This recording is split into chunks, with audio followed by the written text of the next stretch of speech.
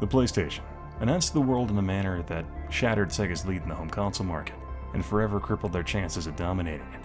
The console brought Sony roaring into the console wars with a force not quite seen since the meteoric rise of Nintendo in the prior decade. Sony's triumphant entry into the console market almost wasn't. Sony had always been hesitant about entering the console hardware market.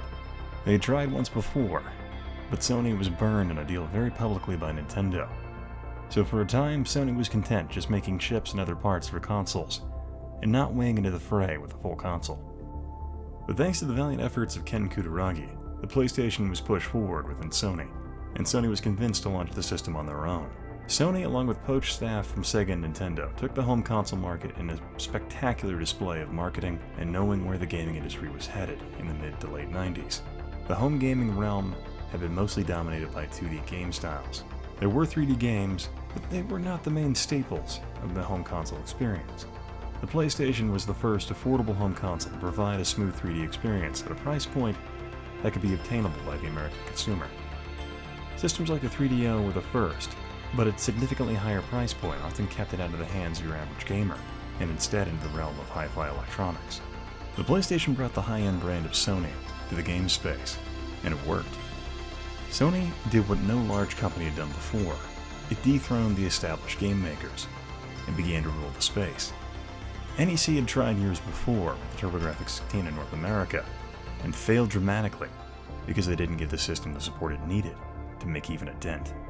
The PlayStation, on the other hand, was given resources that no other company was willing to match.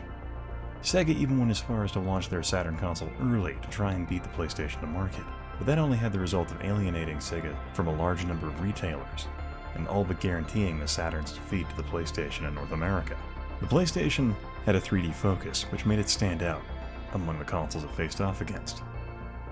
The system was built with 3D in mind. It made it so the system was much easier for third-party developers to make games for it, so it ended up drawing a much larger level of support.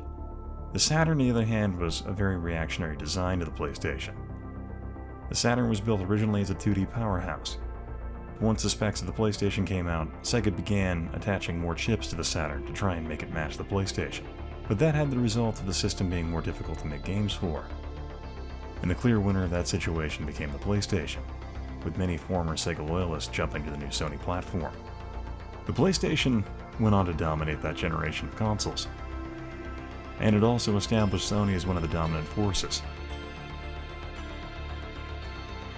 The original PlayStation went on to sell well over 100 million units, and established Sony as one of the key players in the game industry.